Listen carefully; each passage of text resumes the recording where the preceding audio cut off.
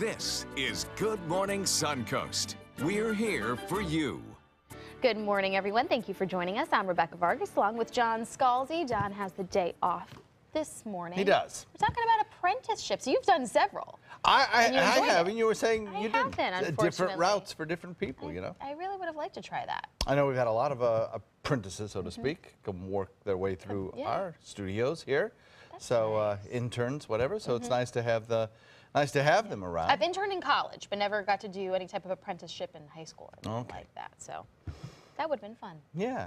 Well, I guess technically an apprenticeship is slightly different than an internship, right? I think. Yeah, it's like a trade, learning a trade, right? Yeah, exactly. You kind of apprentice and you go through various steps in the apprenticeship and you eventually become certified and become a journeyman, I guess, or something like that. I don't know. Very cool. Anyway, we're looking at some pretty quiet conditions around here. We're looking at very tame weather through, I think, most of the weekend, through all of the weekend, in fact. We'll have a daytime high that tops out seasonably warm in the low 90s or upper 80s. We'll have about a 40% chance of storms. That'll be mostly in inland areas a little bit later on in the afternoon, as we will catch a sea breeze today. It'll be a light and variable wind that we'll see. Should be a beautiful day here on the Suncoast. Complete forecast coming up in a few. Thanks, John. Taking a look at the roadways this morning, just seeing volume start to pick up, but nothing to slow you down. Palmetto bridges are still clear, so is the interstate. No slowdowns there.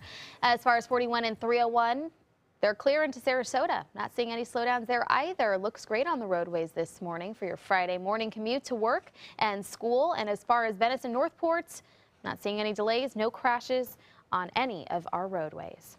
Well, topping our news this morning, a man convicted in the first human trafficking case in Sarasota County is set to be sentenced today. In June, 22-year-old Ronald McBride III was found guilty on 6 felony counts, including human trafficking. And last November, he coached and groomed a victim on how to trade her body for drugs and money. One night, the victim did not return, and when McBride found her, he beat her with a gun. He now faces the life sentence on 3 of his charges, which include human trafficking, sexual battery with a firearm, and false imprisonment. The victim is expected to speak during the sentencing. The Sail of Freedom Foundation and the Sarasota Police Department will also be in attendance. An undercover drug bust by the Sarasota Police Department leads to the arrest of 35 suspected dealers, including cocaine and heroin. Combined, the suspects have more than 300 previous felony convictions. Arrests were spread throughout the city, but the department also mentioned Pioneer Park as a major hotspot for drug activity. It is very frustrating to look and see that there are 35 individuals in our community that are dealing out on our street, even after we've warned them. I've warned them from almost the first day that I got here, is we're going to be targeting drug dealers in our communities. It's a felony. It is causing problems. This was a 5-month operation. Detectives hope arrests like these will ultimately lead them to catching the suppliers.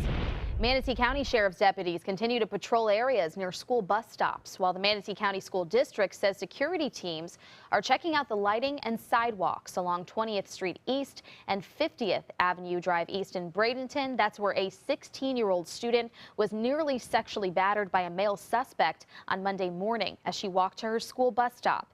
The school district says the county would have to pay for any permanent improvements made there. Now, the girl was able to get away, but authorities are still looking for the suspect. In the wake of a series of layoffs in recent years, newsroom employees at Sarasota's Herald Tribune have voted to unionize. It's only the second newspaper in the state to do so, and ABC 7's Ray Collins takes a look on the changing landscape in the newspaper industry, both here and nationwide. It's so tense at times that we don't want to be celebrating too hard. Columnist Tom Lyons says some are happy and some are not inside the Sarasota Herald Tribune building. Management tried pretty hard to talk us out of this. They talked some people out of it, but at least 22 of us are really happy. Lyons is referring to the 22 newsroom workers who voted to form a union over the 16 who voted against it. You know, we can't prevent layoffs, honestly. That's a fantasy. I wish we could. You know, maybe we'll end up talking about, you know, unpleasant things like severance packages, but we'll be talking about something, and now we have the means to do it. But we are dealing with a corporate owner who seems like a faraway stranger, and we think the business plan has had way too much dependence on laying people off. That corporate owner is Rochester area-based Gatehouse Media. We reached out to newspaper management for a comment but got none. The publisher was quoted as saying to the Poynter Institute he's disappointed about the attempt to unionize. I'm not surprised at all, and if I were the publisher, I think I'd be saying exactly the same thing because I don't know what else I could say. ABC 7 business commentator Richard Stern says it's no secret the internet, a younger generation, and the Great Recession conspired against the newspaper industry. I think the fact that a lot of newspapers are trying now to take advantage of digital and trying to do anything to keep their franchises viable is laudable, but I'm afraid it's a little bit like the blacksmith. They don't know where their future will be, so try and take as much advantage of what might be available to them right now and worry about 5 years from now, but the reality is it's not going to get a whole lot better. And questions also remain about the future of this relatively new building. Lyons says it's so underutilized it appears they're going to move out and lease a few floors across the parking lot. Probably now it looks like we're going to be moving into that building over there. And yeah, that's just cutting back. You know, this building's bigger than we need. And the reason is we don't have very many journalists anymore. The only other union paper in the state is in Lakeland, and it is also owned by Gatehouse Media. In the newsroom, Ray Collins, ABC 7, your Suncoast News.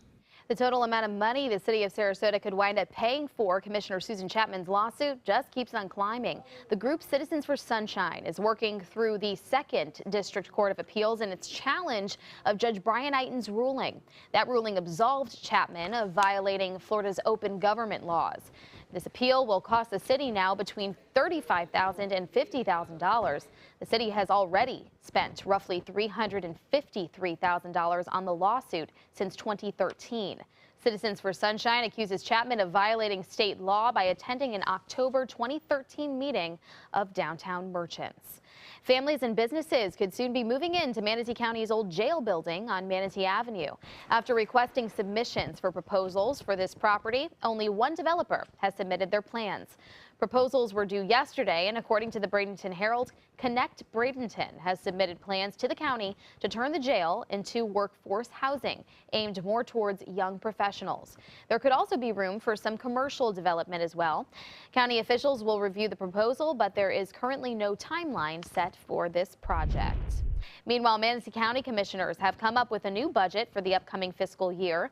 According to the Bradenton Herald, the $579 million budget was adopted in a unanimous vote last night. Nearly 30% of this budget will go to public safety, which will include more personnel at the sheriff's office and public safety department. 20% will be held in reserve for emergencies. The millage rate will remain the same. A student at a Sarasota Montessori school was removed from the school after administrators say his parents were making threats and harassing other parents online. The student's parents say the school was out of line for removing their child. ABC 7's Christopher Brantley looks into it. Excuse me, the dismissal was to you and your Mr. Buck, not to your son. Oh, Unfortunately really? So affected. is my son welcome? Sparks flew at a board meeting at the Island Village Montessori School Thursday morning. The heated argument all centered around Connor Buck's dismissal from the school's Sarasota campus off Clark Road. At the beginning of the school year, Connor's parents Jeffrey and Jennifer Buck raised concerns about the new principal's policy not allowing parents to walk their kids to class. She was concerned about the security setup of the campus. When she started talking with the educators out there, they all kind of expressed the same type of concern. The Bucks also raised concern about the hiring of Principal Cindy Hoffman. We requested by the Freedom of Information Act her personnel file, and hours later, literally, our son was dismissed from school. But the school says Connor Buck was dismissed after his parents made a series of posts on social media. There was just some really, what we felt, threatening behavior from this family, and also instances of cyberbullying. There is no threats, there's no insults, there's no attacks, there's no cuss words, there's no nothing. There's just the facts. Jennifer O'Connor is the school's executive director. The principal and I were prevented from leaving the school because that one father came up to the car and had his finger in our face and was not allowing us to leave to go to a meeting. Several parents emailed the school about the online posts, one saying that hostility has intensified to a level that puts me in fear. But the Bucks say they've never been hostile. I would like to speak. I'm adjourning the board meeting. She said 1 minute. I'd like to speak. I'd like to show you a picture of my son. All in favor of adjourning? Look at my son and All in favor of adjourning the board how meeting? did you say? Patty? Don't adjourn. Don't let him bully us. We are upset, I will tell you, because our son has been kicked out of school, basically afforded literally no due cause, not even one conversation. The school adamantly says they've had 3 conversations with the family, but have failed to reach a resolution.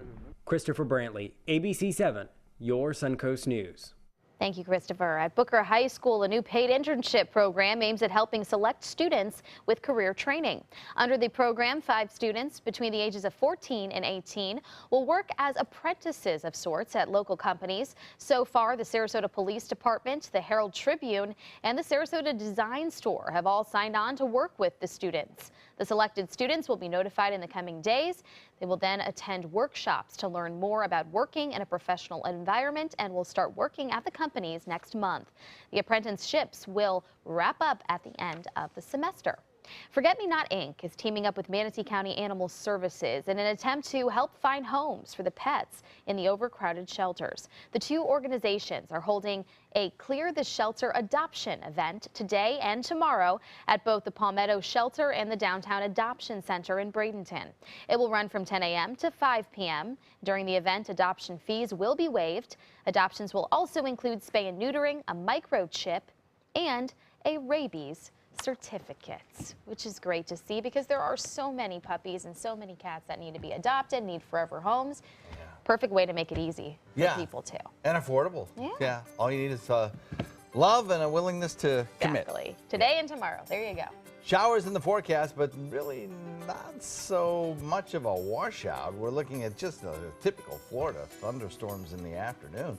We'll talk about that coming up in a few. All right, thanks, John. And still ahead on Good Morning Suncoast, a sign outside a local restaurant is still receiving some mixed reactions from customers. We'll show you why politics is getting involved. Mom needed more care than we could provide, so we called Granny Nannies. She now has around-the-clock caregivers, and we have peace of mind. Thanks to them, she's where she belongs, at home. A helping hand and a gentle heart. The official Suncoast Storm team at ABC 7. We're here for you. Today, everyone is looking for carpeting that lasts longer. G. Fried has you covered with Karastan. With a legacy of quality and integrity, we provide you with a huge selection of Karastan carpets with exclusive lifetime limited warranties. All installed by our highly skilled, highly knowledgeable team. Come ask us why Karastan is the best and most durable. G. Fried Flooring America. Our world is at your feet. We've been slow smoking over oak for more than 45 years. And while sticking to tried and true traditions is kind of our thing, it doesn't hurt to throw something new in the smoker every now and then. Come get some slow smoked chicken wings at Sonny's Barbecue. Order them as an appetizer or as part of a combo with pork, baby back ribs, or both, starting at $10.99. Sonny's Barbecue, local pitmasters since '68. Need more space in your place? The More Space Place can help with Murphy beds that disappear to reveal a home office, living room, or den.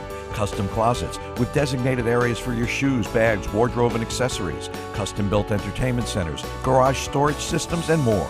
The More Space Place has 3 showrooms next to Sonny's on US 41 South in Sarasota, on Lakewood Ranch Boulevard just south of State Route 64 in Bradenton, and on Tamiami Trail next to Panera Bread in Port Charlotte. Put more space in your place at the More Space Place. You only have one life. Are you gambling with it? 1 in 3 adults have high blood pressure. Not knowing your numbers could cause you to lose, big time. Luckily, you can turn the odds in your favor by getting your blood pressure checked today. Don't leave your health to chance.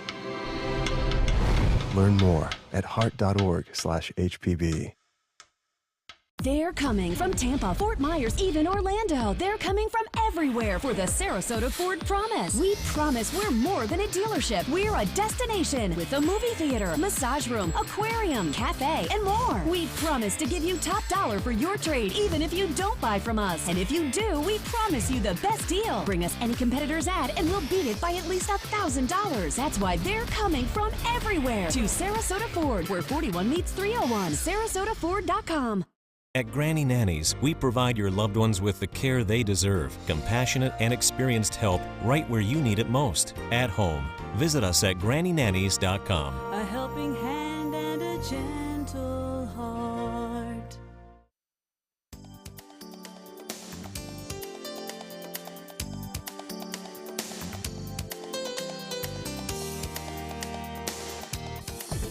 Now, the official Suncoast weather with ABC7 meteorologist John Scalzi. Current air temperature about where you'd expect it to be, 78 degrees. Dew point is at 74, making it feel kind of humid outside right now. East wind, light at about 3, will be somewhat variable this afternoon. Coming in out of the west as the sea breeze builds, and then we'll start to see a few more showers around. Nice start to the day. Daytime temperatures will probably top out in the low 90s. Right now they're in the upper 70s across the region. Some upper 70s as you get closer to the coastline. 77 degrees in Arcadia, 76 in Mayaca, Wauchula, 77 in Parrish, Bradenton, Lakewood Ranch, Northport, 78 in Inglewood and in Venice, and out at the Key at Longboat, 80 degrees. Looking at a trough of low pressure that still exists across the northern part of the Gulf waters. We have an area of low pressure off the Texas coast as well. Continue to watch that for any kind of tropical development, but the chance is pretty minimal rather, at about 10% or so. It's a very slow moving system, gradually drifting